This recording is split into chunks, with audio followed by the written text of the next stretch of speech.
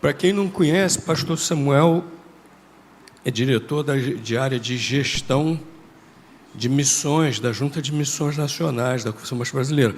E o nosso querido pastor Marcelo também é o presidente da nossa Associação Batista Niteroense, né? Pastor Marcelo, por favor. Obrigado, boa noite, meus irmãos, graça e paz. Eu hoje esquematizei para não ser nada, porque eu cheguei na hora certa, fiquei meia hora rodando para parar o carro, falei, vou chegar lá, já está eleito o concílio.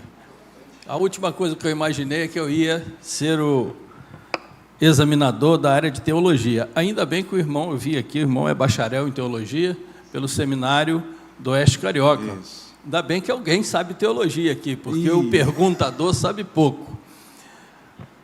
Eu fui incumbido também, pastor Dalto, pelo nosso presidente da ordem, pastor Joás, para apresentar ao irmão e à igreja a justificativa da ausência dele por um outro compromisso, mas ele pediu que eu o representasse e transmitisse um abraço aos irmãos, ao concílio e ao candidato. Ele só não me deu procuração para fazer pergunta no nome dele. Pois é, ele podia ter mandado a lista, né? Que facilitava a minha vida. Meus irmãos, o examinador do meu concílio era muito amigo, se formou comigo, tinha sido ordenado poucos meses antes. Ele fez a primeira pergunta, virou para o presidente e disse, proponho aprovação. O presidente era meu pastor desde quando eu era menino, e ele disse assim, não, tudo bem, ele já está aprovado, mas continua, porque isso aqui é uma aula para todo mundo. E me apertaram 3h30. Foi um negócio difícil. Irmão, eu passei, você já passou, tranquilo? Não, não é assim. É. Eu gostaria que o irmão começasse falando para nós sobre teologia. O irmão estudou teologia. O que é teologia? Teologia é a forma humana de nós estudarmos tudo que se conhece de Deus. Estudo de Deus, como se diz, mas Deus é infinitamente maior do que a gente, então, dentro do que se revelou, a gente estuda Deus. Graças a Deus. Parabéns, irmão. Estudou 4 anos, mas deu uma resposta cirúrgica perfeita. Vamos falar, no início de todas as coisas, vamos começar falando de revelação. Eu vou perguntar ao irmão sobre revelação, depois sobre Bíblia, depois sobre iluminação, depois sobre inspiração. Então, vamos aos pedacinhos. Tá bom. Fale sobre revelação, por favor. Revelação é a forma de Deus transmitir ao homem algo que ele queira transmitir. Ele não é obrigado a transmitir, mas ele, na infinita graça dele, transmite para nós. Tanto ele se revela, quanto ele revela algo que ele queira revelar ao ser humano. E ele quis fazer dessa forma, então, para os seus. Conjugando a teologia com essa definição, esse conceito que o irmão deu de revelação, como é que funcionou, então, para nós conhecermos Deus? Como Deus fez para se revelar a nós, como nós de uma forma geral e de uma forma específica. Geral, a Bíblia diz que os céus manifestam a glória de Deus, está lá no Salmo 19, se não me engano. Ou seja, o homem ele é indesculpável porque tudo mostra que existe Deus. Mas, de forma mais específica, Deus, então, ele se revelou para nós através da sua palavra, da história e do Filho. Então, Jesus Cristo ele é o ápice da revelação divina, mas ele vem ao longo da história se revelando ao ser humano. No entender do irmão, qual é o ponto mais forte dessa revelação de Deus para nós? Cristo. Muito bem. Vamos falar, então, agora da Palavra de Deus. Sim. Da Bíblia. Diga aí, fala sobre esse livro aí que você vai pregar tanto, que já prega. A Bíblia, ela é a Palavra de Deus, ela não contém a Palavra de Deus. É o registro inspirado, né? Deus, então, ele revela-se e inspirou homens, mais de em torno de 40 autores, a escrever, então, o que ele inspirou através do seu Espírito Santo. E ele coloca na Palavra de Deus, a Palavra de Deus traz para nós o motivo de nós estarmos, da salvação, tão grande salvação que Jesus Cristo veio para nos dar. A palavra de Deus, ela é composta de Novo e Velho Testamento, né? Então são 66 livros, levou mais ou menos aí entre 1.500 e 1.600 anos para ser escrito. Como eu falei, mais ou menos aí 40 autores, se eu não me engano. No Velho Testamento, há divisões dos livros, porque ele mostra a origem ali no Pentateuco, depois vem os livros históricos, vem os livros poéticos e vem os profetas, que são divididos em maiores e menores por conta do tamanho do livro, e não pela importância desses homens de Deus. No Novo Testamento, nós temos os livros, os 4 evangelhos, depois nós temos o livro histórico, que é Atos dos Apóstolos, nós temos as cartas paulinas, o apóstolo Paulo foi muito usado por Deus para escrever, e boa parte ali das cartas é dele, depois as cartas gerais, e nós temos o livro da revelação final, que é o Apocalipse, né, o livro profético. Então. Muito bem. O irmão pode falar um pouco sobre essa coisa tão extraordinária que tem do primeiro escritor não ter conhecido o último e de não haver na palavra de Deus nenhuma contradição? Sim, sim. A palavra de Deus, ela não foi escrita por vontade de homem algum, diz a palavra de Deus, né? Mas os homens santos de Deus falaram inspirados pelo Espírito. Ou seja, há na realidade, impulsionador, um inspirador somente, que usou esses homens, então, para escreverem. Então, esse é o fato dela não se contradizer. A mente, na realidade, por trás da composição de toda a palavra de Deus, é o Espírito Santo. Então, o irmão acabou de nos dar uma aula de inspiração. Não é isso? Então, é Deus, o Espírito Santo de Deus, inspirando. Sim. Agora, o irmão é um candidato muito bem preparado. Fala sobre a iluminação. Iluminação é o passo seguinte, né? Então, nós já temos a palavra de Deus registrada e nós precisamos do entendimento a respeito dela. Então, o Espírito Santo, ele nos ajuda iluminando, né? Então, se eu não me engano, tem um texto em Efésios que diz que nós fomos iluminados para o entendimento da palavra de Deus. Jesus, depois do caminho de Emaús, serviu o pão, e ele aparece para os seus discípulos, ele abre o entendimento para que eles entendam as Escrituras. Então, nós precisamos de iluminação para entender, embora todos nós já caminhamos na luz, que é Jesus, né? Então, muito bem. O irmão não me anima a ficar fazendo mais perguntas, não, porque o irmão está indo muito bem. Mas, quando o irmão falou sobre revelação, o irmão falou muito bem sobre a revelação, mas teve uma hora que o irmão falou assim, que Deus também, ele pode te revelar coisas assim. E aí eu fiquei pensando aqui, será que é naquele negócio que no culto pentecostal o cara faz uma revelação, diz assim, Deus está me revelando, e fala um monte de coisa? Então eu queria que o irmão explorasse um pouco isso e nos deixasse mais tranquilo a esse respeito. Não, a palavra de Deus, ela é a revelação completa de Deus. Deus pode nos falar a partir da sua palavra. Deus não fez revelações no passado que foram de uma particular importância, mas todas elas foram importantes para o povo de Deus. Então, olha, Anderson, eu estou te revelando que você vai ganhar outra garrafa de água. Isso não vai acontecer, isso não é divino. A palavra de Deus, inclusive, nos condena os povos que andam consultando espíritos adivinhantes. Então, nós não temos essa prática, porque a palavra de Deus não nos ensina isso. Essas nações que ouvem prognosticadores e afins. Muito bem. Parei de tremer. Bom, muito bom. Muito bom, muito bom. Devia estar nervoso. Eu preciso falar um pouquinho mais sobre isso, quero que o irmão me ajude só um pouco mais, porque tem um colega querido nosso lá de São Paulo agora, que está sendo massacrado, porque ele inventou um negócio que a gente tem que reescrever a Bíblia, porque certo. E aí, cada vez que ele dá uma palhinha para melhorar, a coisa piora mais, né? Você já está vendo. Então, eu queria que o irmão falasse para nós sobre a contextualização da palavra de Deus. Não é? O que o irmão acha disso? A mensagem é uma só. Ela não pode ser contextualizada. A palavra de Deus ela já é atual. Ela sempre foi e sempre será atual. Toda vez que nós procurarmos na palavra de Deus algo para a nossa vida, para os nossos dias, nós vamos encontrar.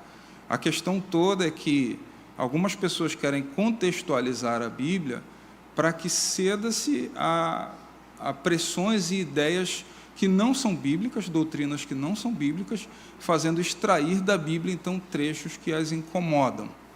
Então, há bastante diferença entre a Bíblia, a interpretação da Bíblia, e há bastante diferença querer colocar as coisas prontas dentro da Bíblia. Do seu jeito, né? Então, nós estamos falando isso porque nós estamos um tempo aí de muitas discussões. Por exemplo, até bem pouco tempo a gente dizia assim, aceitamos na igreja o casamento. Perfeito? Sim. Mas agora um homem pode casar com outro homem, e aí? Nós vamos continuar dizendo aceitamos o casamento? Então, mas isso tem sido realidade dentro de algumas igrejas e isso preocupa, por isso que a gente precisa ter posições bem definidas quando diz respeito à firmeza da palavra de Deus, né?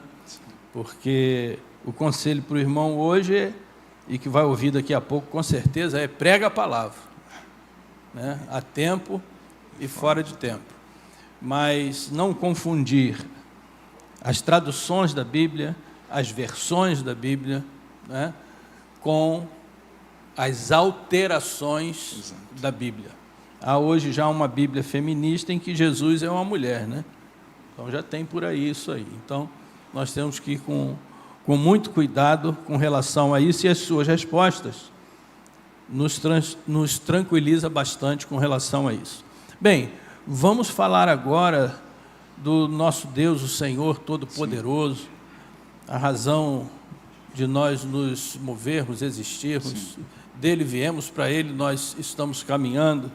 E eu vou perguntar ao irmão primeiro sobre Deus Criador, depois vou perguntar ao irmão sobre Deus Salvador, depois vou perguntar ao irmão sobre Deus Consolador, depois nós vamos falar de Trindade e vamos terminar na Triunidade. Então o irmão vai com calma, respira, bebe uma aguinha, não vai ter pergunta objetiva, vai ser do jeito que o irmão gosta, vai ser assim, ó, fale sobre Deus.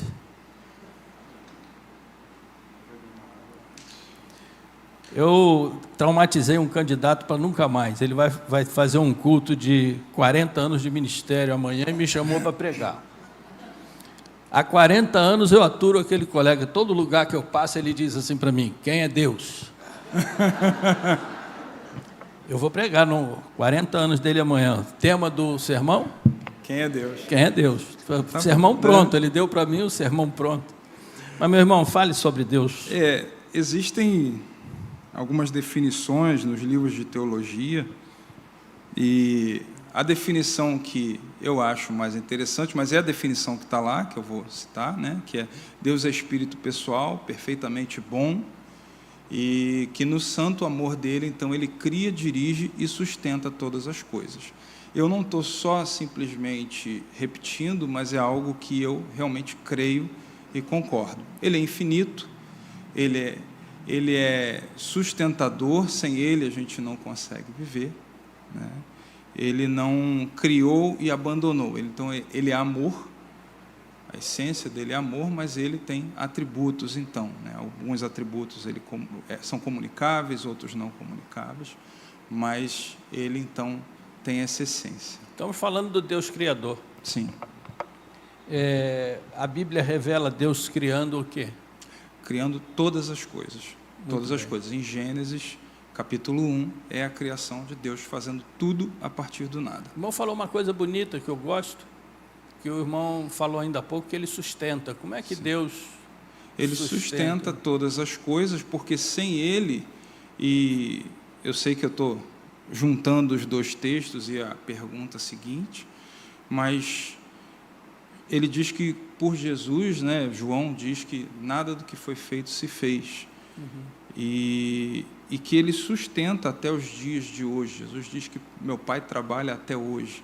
Então, Ele sustenta até hoje todas as coisas que Ele criou. Ele não simplesmente criou e abandonou. Se Ele tivesse abandonado, Ele não tinha dado o Filho dele para morrer na cruz por nós. Simples assim, né? Não está chovendo hoje porque Ele não quer, né? Não é? Amém.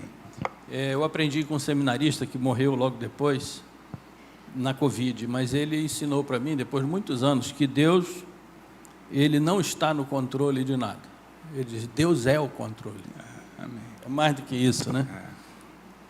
Mas é impossível mesmo o irmão falar do Deus Criador sem dar aquela pincelada. Em Gênesis você vê, você acabou de dizer, você falou da presença de Jesus na criação, né? Sim. Mas tem também a presença do Espírito Santo, né? Tem. O Espírito de Deus pairava sobre a face das águas. Então eles são indivisíveis, né? Então São. não tem como. Mas nós estamos falando só da obra de cada um. Sim. Fala um pouco agora sobre o Deus Salvador. Deus Salvador, Jesus, ele foi separado por Deus. Deus se subdividiu no nosso pequeno entendimento, né?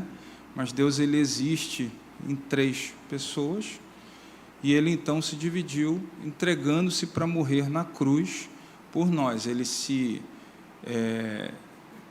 colocou como homem, então ele teve um estado aí em que ele se reduziu ao estado humano, muito maior do que isso, muito maior do que os anjos e todas as coisas, porque ele é Deus, mas ele então veio para andar aqui, sofrer aqui, morrer na cruz por nós.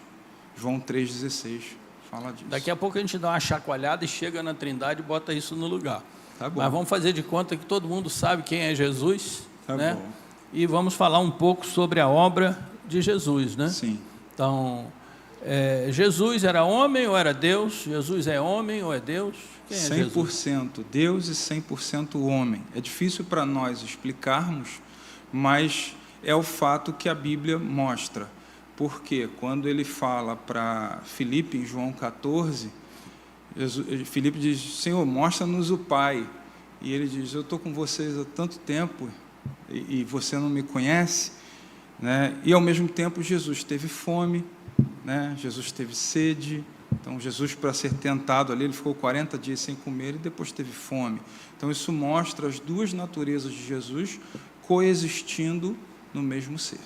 Muito bem. Fala um pouco sobre o Jesus Salvador.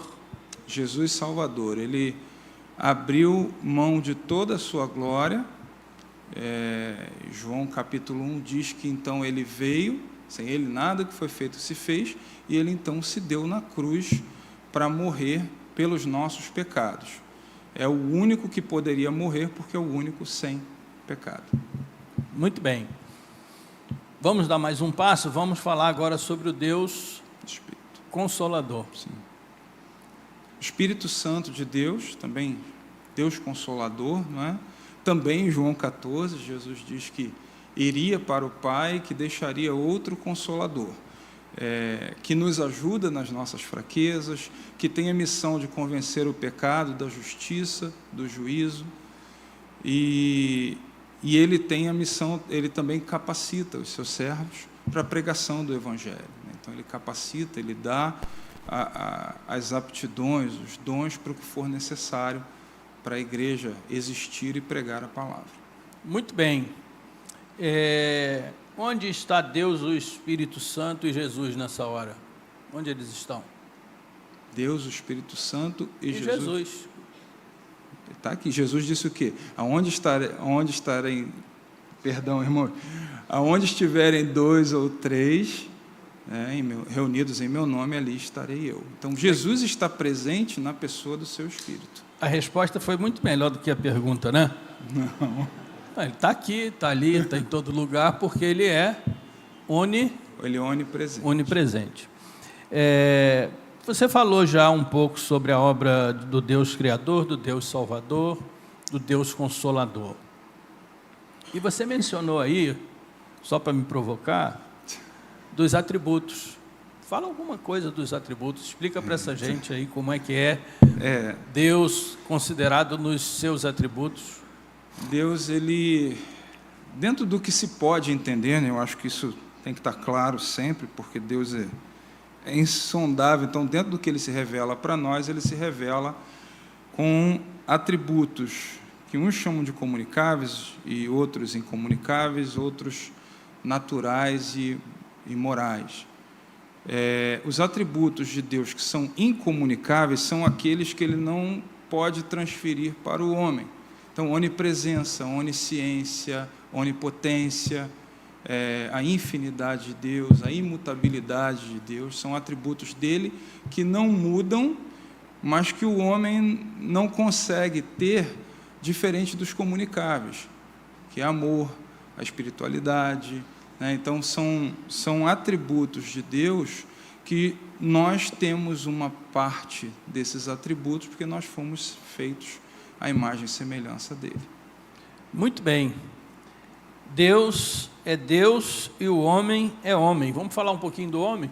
Vamos falar do homem do Éden até a eternidade? Vamos falar do ser humano, do útero até a eternidade? Tá bom. Diga um pouco para nós. O homem, ele foi criado por Deus no Éden, do pó da terra, recebeu de Deus o sopro da vida, não foi feito, a Bíblia diz que ali foi feito alma vivente, a partir dali, e teve o seu desdobramento criado por Deus também, mas já a partir dele, foi a mulher. Então, criou macho e fêmea, e criou para o louvor da sua glória. Criou conforme a imagem, ou seja, física, e semelhança, caráter de Deus. E esse homem, então, irmão, o senhor falou do útero, né? Então, Deus manda que nós cresçamos e nos multipliquemos ali no Gênesis. Então, Deus deu a capacidade do homem multiplicar esse fôlego da vida que ele deu, e a partir dali, então, a partir do momento que ele já está no útero, ele já tem vida. Muito bem. E mais? E mais? Como é que chegou o pecado na vida do homem? Tá. Então, o homem, ele foi criado por Deus com uma característica única nessa criação relatada em Gênesis, que é o livre-arbítrio. Deus criou o homem para que pudesse louvá-lo para a glória dele, mas por sua escolha. Então, o homem, ele cedeu à argumentação da serpente no Éden, dizendo que ele poderia ser igual a Deus, e não atentou, não creu na realidade, né? Então foi pela descrença de que ele morreria, e o homem então adquiriu, como raça, adquiriu a morte, perpetuada até nós. Romanos diz que todos pecaram e destituídos estão da glória de Deus. Muito bem, muito bem.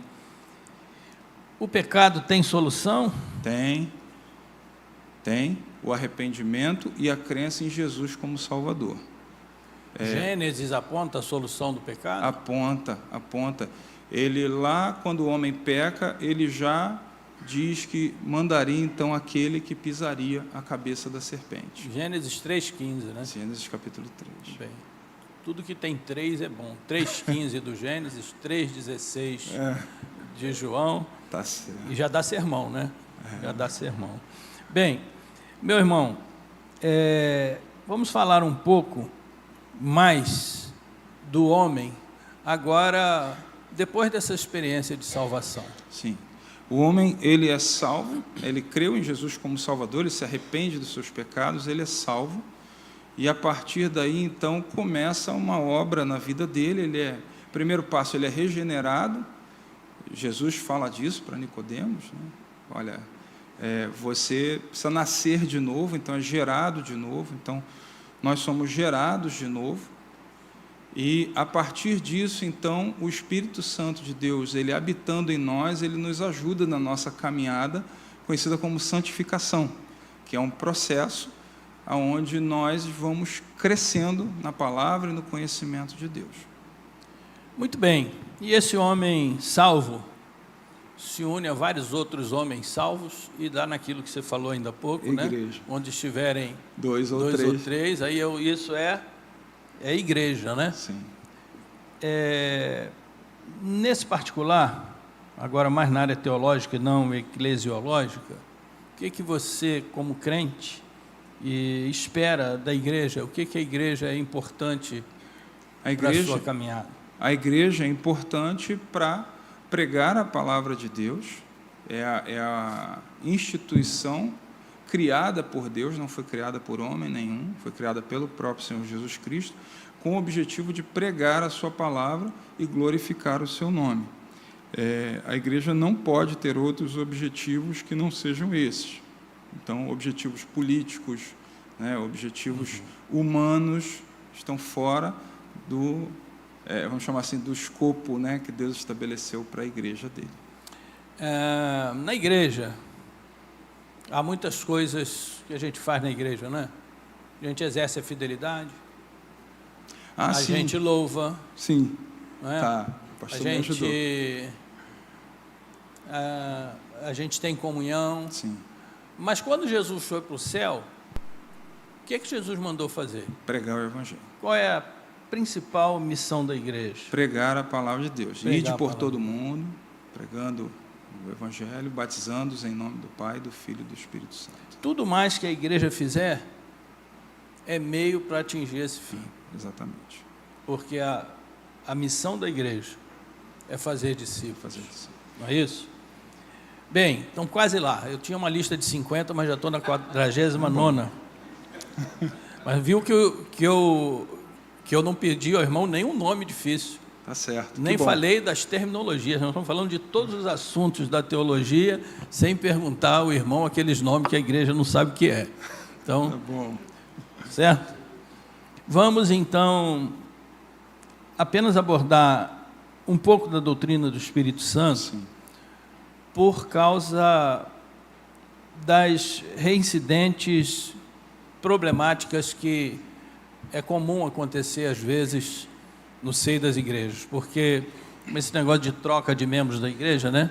Antigamente tinha esse negócio de mesma fé e ordem, etc. A mesma fé ainda continua, agora o negócio todo está na desordem, né?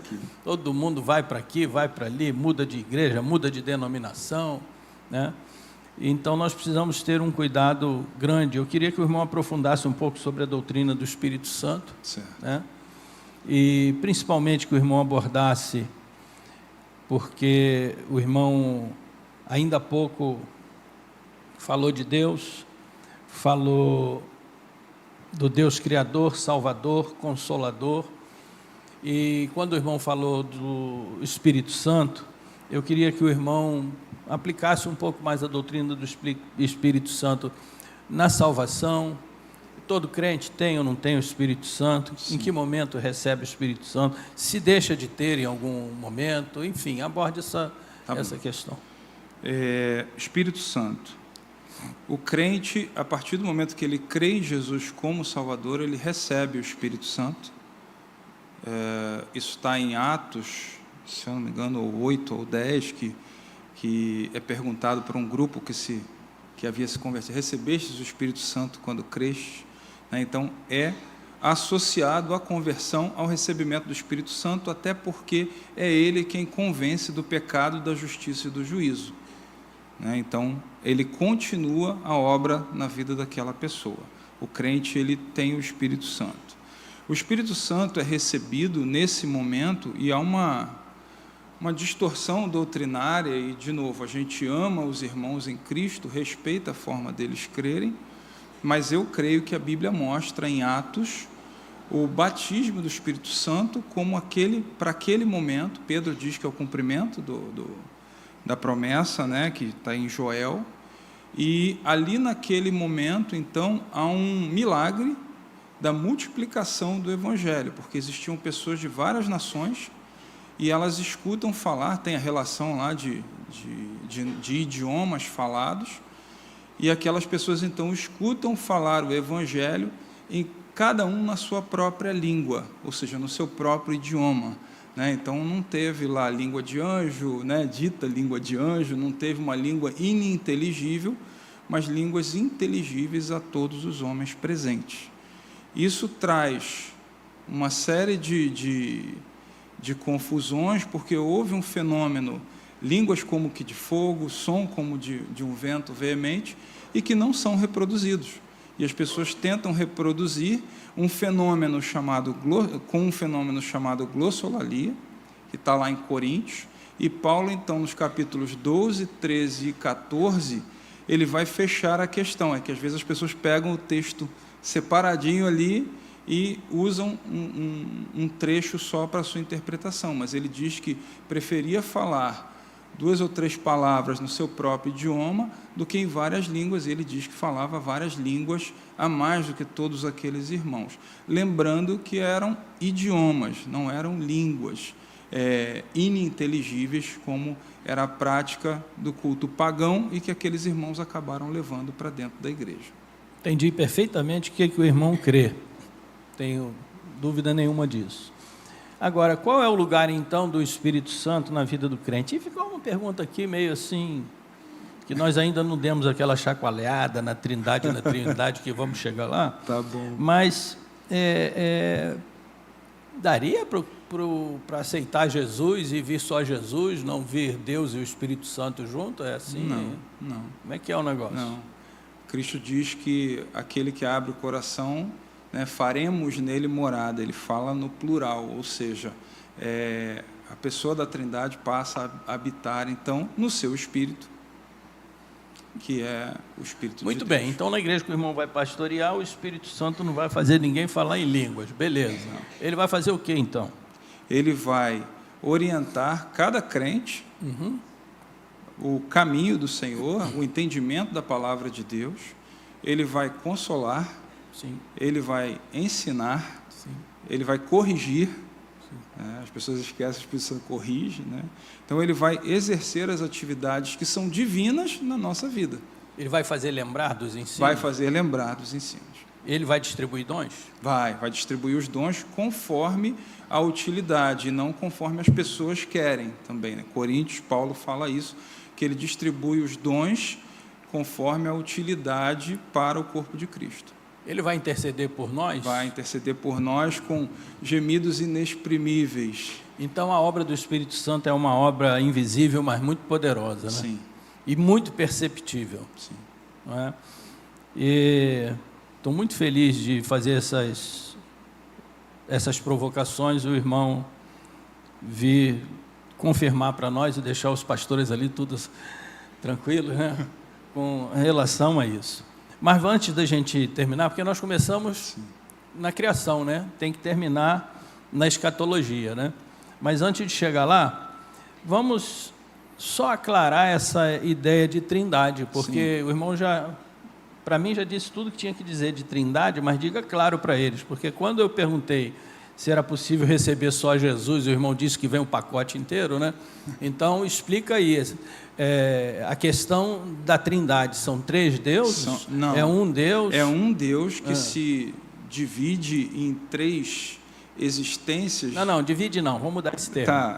Dividir é seccionar. Tá bom. Ele se manifesta. Se manifesta, perdão, pastor, exato. Certo? Ele se manifesta de 3 formas diferentes, para que a obra dele seja feita conforme ele quer na vida da humanidade e nas nossas vidas, e que nós consigamos também entender na nossa limitação.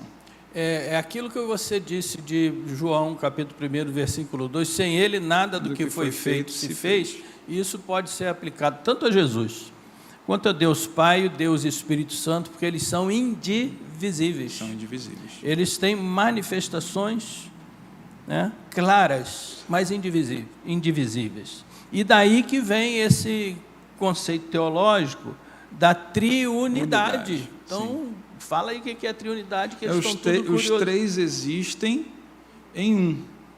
Os 3 existem em um, de forma indivisível, mas com atividades, vamos dizer assim, que se diferem uma da outra. Super difícil de explicar. Super difícil de explicar. Porque Deus não se explica, A gente vai... Mas, quando a gente fala de triunidade, o professor lá no seminário, ele diz para a gente que é a unidade tríplice de Deus, seja lá o que isso quer dizer, porque a gente fica imaginando o que é e dá um nó na cabeça, né? Se é unidade, como é que é tríplice? Se é tríplice, como é que é unidade? Isso é Deus. É Deus. É Deus, é a maneira de Deus tratar. Então, esse Deus que criou todas as coisas, sustenta todas as coisas, Ele nos prometeu a eternidade. Sim. Como é que vai ser essa história de eternidade? Vai ser, está esperando para ser, já é, não é? Já é. Então, vamos lá. Manda brasa aí, explica para a gente essas coisas aí. Tá bom. Nós cremos em Jesus como Salvador, para que nós possamos entrar no céu, é lógico, pelo amor dele, né? Cremos no sacrifício dele. Ao homem está destinado, Hebreus diz que ao homem está destinado a morrer uma vez só, vindo depois disso o juízo. Neste juízo, então, Apocalipse mostra que aqueles que se renderam a Jesus como Salvador irão para o lugar preparado por Deus para habitar com os seus, e os que não creram irão para o lugar preparado para o diabo e seus anjos. E eles vão para lá porque optaram dessa forma, que é o inferno. Então, existe inferno e existe céu. Beleza, então vamos voltar lá na escatologia e diz para eles o que é, né? Escatologia é o estudo das últimas coisas. Ah, muito bem. Então, tem as últimas coisas, Tem as né? últimas coisas. Meu irmão, o irmão já disse coisas muito importantes. Eu quero saber o seguinte: se Jesus voltar, Sim. chegou o momento? O que acontece? O que não acontece? E se Jesus não voltar, mas a gente morrer? O que acontece? Vai estar com o Senhor. A gente vai estar com o Senhor. Jesus na cruz, para o ladrão que se rendeu a ele, diz o quê? Hoje mesmo estarás comigo no paraíso. Né? Há questões, há questionamentos se a pessoa dorme, se a pessoa morre e vai para um purgatório, vai para um estado intermediário, mas o que o Senhor Jesus ensina, através dessa fala para esse homem, muito diretamente, hoje mesmo estarás comigo no paraíso. E daquele texto que você citou de Hebreus, que o homem está ordenado a morrer uma vez só, vindo depois o juízo. Fala aí do juízo, como é que é esse juízo? No juízo final, então, todos comparecerão ante o trono de Deus, perante o trono de Deus, e nesse juízo final, então, se separará os que creram em Cristo como Salvador, serão julgados, não serão julgados, né, já são absolvidos, porque o advogado é o Senhor Jesus, e também é o juiz, né? Então, nós vamos comparecer diante do tribunal de Cristo, mas nós já temos a sentença da absolvição. E quem não crê já está condenado, como diz o Senhor Jesus, porquanto não crê no nome do unigênito Filho de Deus. E quem, então, for condenado, será lançado, não pela vontade ou alegria divina, mas pela sua própria escolha, será lançado no lago que arde com fogo e enxofre, como diz também em Apocalipse. Não, mas essa pergunta eu vou ter que fazer, né? Silvio Santos morreu hoje, né? Nessa madrugada. Certo. E ele foi para qual céu? Ou para onde ele foi? Eu não posso afirmar. Se ele tiver aceitado a Jesus como Salvador, no seu último momento, no seu último suspiro, assim como o homem lá na cruz, tiver aceitado, reconhecendo os seus pecados, entregando a sua vida para o Senhor Jesus, ele está no céu. Pô, está aprovado o candidato, irmão. Depois dessa, né, eu estou satisfeito. Provoquei fazer o exame de uma maneira bem informal, mas dei os temas e ele foi firme em todos os temas que ele abordou, apontando inclusive os textos da Palavra de Deus, com muita simplicidade, mas com muita segurança. Eu louvo a Deus pela sua vida, dou o meu trabalho por encerrado. Obrigado. Devolvo a palavra ao pastor Dalto.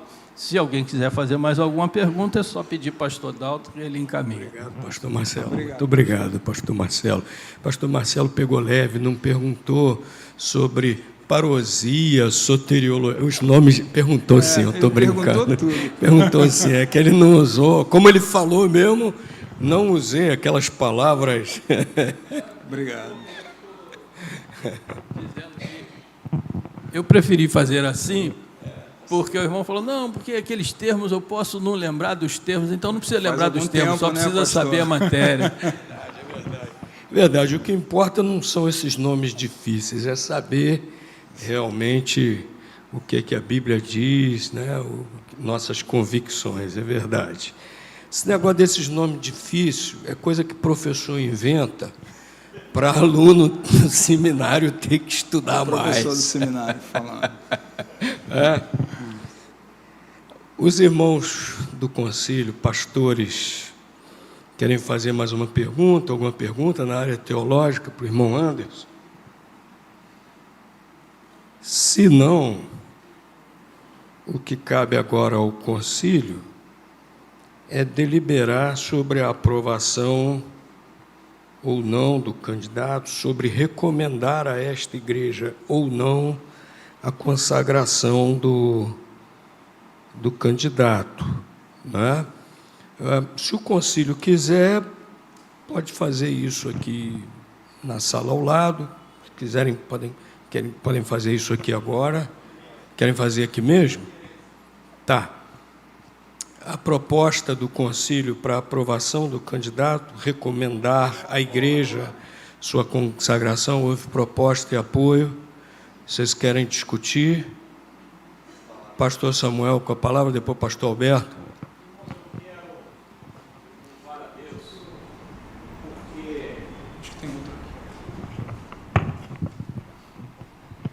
Eu quero louvar a Deus porque muitas vezes nós vamos a um concílio e a gente exercita muita misericórdia, né?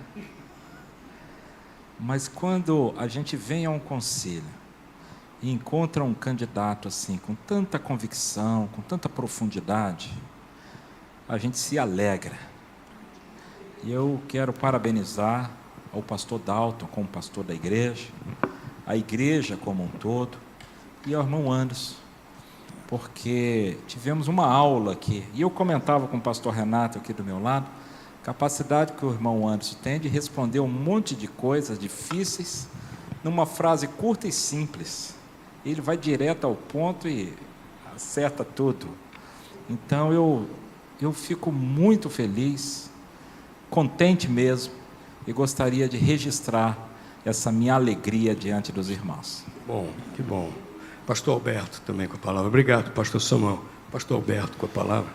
Eu só tenho que concordar com o pastor Samuel, e é uma alegria muito grande poder estar aqui neste dia e ver, não só neste momento de exame, a convicção do irmão Anderson e nas suas respostas, a firmeza doutrinária, mas também para aqueles que não convivem, sabedor de que ele é um homem de Deus, um homem que dá um bom testemunho aqui conosco, um homem que está sempre pronto a nos ajudar e nos dar orientações quando nós precisamos, com sabedoria. Então isso tudo demonstra, né, o preparo que o Anderson tem para vir a ser um pastor. Então eu agradeço a Deus por sua vida, Anderson. Muito obrigado porque você fazer parte aqui da nossa família. É isso. Obrigado, pastor Alberto. Mas então, concílio, por favor, agora então, já que propôs, já houve as considerações, concílio agora, os queridos pastores, por favor, votem se são a favor de dar esse parecer à igreja ou não. Os favoráveis, por favor, digam sim. Contrários, digam não. Não há voto contrário, né? Agora a igreja entra em assembleia, meus irmãos, para votar quanto a esse parecer do concílio. Os membros aqui desta igreja, da Igreja Batista em Caraí, por favor, levante uma das mãos para o secretário contar o número de membros presentes. E vamos realizar aqui uma assembleia solene para apreciar esse parecer do concílio e não só votar o parecer também, mas realizar esse parecer, né? Caso a igreja seja favorável. 63 membros, então estamos em assembleia agora. A proposta de algum membro desta igreja para que se aprove e realize o parecer do Concílio de Pastores. Os irmãos querem discutir. Se não, os membros da igreja favoráveis à consagração do irmão Anderson, levantem uma das mãos, por favor. Muito obrigado, podem baixar. Algum membro da igreja contrário também, pelo mesmo sinal? Não há. Então a igreja deliberou por unanimidade consagrar o irmão Anderson ao ministério pastoral, reconhecendo o seu chamado, reconhecendo o seu dom pastoral, reconhecendo que está preparado para o ministério. Nós vamos fazer isso por meio do concílio. Esta igreja vai consagrar o irmão Anderson ao ministério pastoral com o reconhecimento das outras igrejas batistas aqui representados por esse concílio e por meio desse concílio que representa também as outras igrejas batistas. Então, vou pedir...